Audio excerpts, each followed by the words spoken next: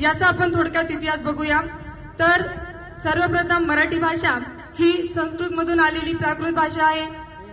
त्यानंतर सगळ्यात प्रथम मराठीमध्ये पहिला लीळा चरित्र हा जो ग्रंथ लिहिला आहे माईन भटांनी तो लिहिला 11व्या शतकामध्ये।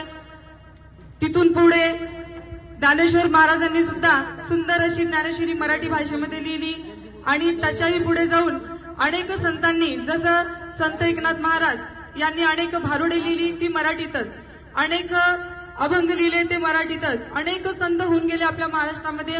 त्यांनी जे काही साहित्य लिहिलं ते त्यांनी मराठीतच लिहिलं, पण खऱ्या अर्थाने आपल्या मराठी भाषेला दर्जा प्राप्त झाला तो छत्रपती शिवाजी महाराज यांच्या काळामध्ये। ज्यावेळी छत्रपती शिवाजी महाराज यांनी स्वराज्याची स्थापना केली तेव्हा त्यांनी मराठी भाषेला राजभाषा म्हणून घोषित केली आणि सर्व कामकाज हे मराठी भाषेत होऊ लागले आणि तेव्हापासून मराठी भाषा ही आपल्या संपूर्ण महाराष्ट्रामध्ये बोलल्या जाऊ लागली। तर ही मराठी भाषा आपल्या संपूर्ण विश्वामध्ये बोलली जाणारी 13वी भाषा आहे आणि आपल्या संपूर्ण भारतात बोलली जाणारी 3ऱ्या क्रमांकाची भाषा आहे। तर मराठी भाषा ही केवळ फक्त महाराष्ट्राचीच भाषा नसून गोवा या राज्याची सुद्धा ही अधिकृत भाषा आहे। मराठी भाषेला आपल्या या देशामध्ये खूप मान आहे। मराठी आपण सर्व मराठी बोलतो, पण कुठेतरी या मराठी भाषेचा हळूहळू ऱ्हास होत आहे असं दिसत आहे आपल्याला। आणि म्हणूनच अनेक साहित्यिकांनी अनेक वर्षापासून ही मराठी भाषा वाचवण्यासाठी या मराठीचा ऱ्हास होऊ न देता मराठी भाषेचा अधिकाधिक प्रचार प्रसार होण्यासाठी प्रयत्न केले आणि त्यामध्ये अनेक साहित्यिक मराठी साहित्यिक यांचा सहभाग होता। आणि या सर्व साहित्यिकांमध्ये सर्वात जास्त जर योगदान कोणाचं असेल तर ते आहे विष्णू वामन शिरवाडकर। विष्णू वामन शिरवाडकर यांच्याबद्दल थोडक्यात माहिती सांगते। विष्णू वामन शिरवाडकर यांना कुसुमाग्रज असं सुद्धा म्हटलं जाते। त्यांचा जन्म हा 27 फेब्रुवारी 1912 रोजी पुण्यात झाला। त्यांचं प्राथमिक शिक्षण पुण्यात झालं, माध्यमिक शिक्षण नाशिकमध्ये झालं आणि पदवीधर शिक्षण घेण्यासाठी ते मुंबईला गेले। मुंबईला BA ची पदवी घेत असतानाच त्यांना कथा, कादंबऱ्या, कविता यांचा छंद जडला आणि मग त्या छंदातूनच त्यांची निर्मिती झाली। कशाची तर साहित्याची।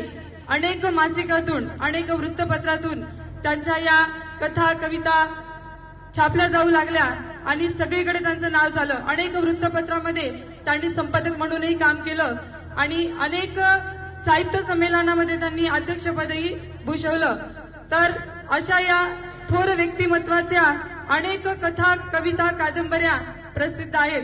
त्यामध्ये कादंबऱ्यांमध्ये ययाती आणि देवयानी, त्यानंतर वीज म्हणते धरतीला या कादंबऱ्या त्यांच्या खूपच प्रसिद्ध झालेल्या आहेत। त्यांचा जीवनलहरी हा काव्यसंग्रह हा खूप जास्त मोठ्या प्रमाणात प्रसिद्ध झाला, पहिला काव्यसंग्रह आहे। पण त्यांना खास प्रसिद्धी मिळाली ती त्यांच्या विशाखा या काव्यसंग्रहामुळे।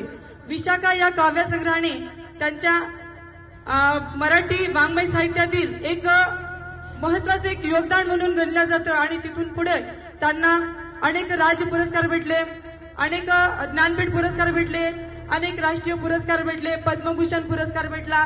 एकंदरीतच त्यांचं योगदान पाहता त्यांचा जन्मदिवस हा मराठी भाषा गौरव दिन म्हणून साजरा करावा असा सरकारने असं परिपत्रक जारी केलं आणि 2013 पासून संपूर्ण महाराष्ट्रात संपूर्ण भारतामध्ये 27 फेब्रुवारी हा जो दिवस आहे त्यांचा मराठी भाषा गौरव दिन म्हणून संपूर्ण देशात साजरा केला जातो। तर हा झाला त्यांचा इतिहास। तर खरं तर त्यांनी त्यांच्यासारख्या अनेक साहित्यिकांनी मराठी भाषा वाचली पाहिजे, मराठी भाषेचा ऱ्हास झाला नाही पाहिजे म्हणून प्रयत्न केले। आता बघा आज आपण सगळीकडे बघतो, सगळीकडे इंग्रजी माध्यमाच्या शाळा आहेत। आपण म्हणतो की इंग्रजी बोललं पाहिजे, इंग्रजी अतिशय महत्वाचं आहे, खरंच महत्वाचं आहे। आजच्या स्पर्धेच्या युगात जर टिकायचं असेल तर इंग्रजी बोलणं हे खूपच महत्वाचं आहे। तुम्हाला कुठेही बाहेर देशात जायचं असेल तर तुम्हाला इंग्रजी येणं हे अतिशय महत्वाचं आहे। पण इंग्रजी सोबतच आपण आपली माय मराठी मातृभाषा सुद्धा विसरली पाहिजे नाही। कुठेतरी आपण या मातृभाषेला विसरत चाललो आहे, कुठेतरी आपण आपल्या हाताने तिचा नाश करत आहोत असं झालेलं आहे। आज अनेक विद्यार्थ्यांना इंग्रजी शब्द माहिती आहे पण त्याला पर्यायी मराठी शब्द माहिती नाही। आजही जर तुम्ही बाजारात कुठे गेले आणि तुम्ही एखाद्या मडके विकणाऱ्या किंवा पंत्या विकणाऱ्या एखाद्या अडाणी किंवा अशिक्षित किंवा कमी शिकलेल्या व्यक्तीकडे जर गेले आणि त्यांना जर म्हटलं की आम्हाला 50 रुपीजच्या तुम्ही पंत्या द्या किंवा आम्हाला 150 रुपीजचा एक माठ द्या, तर त्यांना 150 किंवा 50 किंवा 13 हे असं कळत नाही. त्यांना काय कळते, मराठीत बोललेलंच कळते. आणि म्हणूनच आपल्याला व्यवहारासाठी ही मराठी भाषा येणं सुद्धा तेवढंच आवश्यक आहे.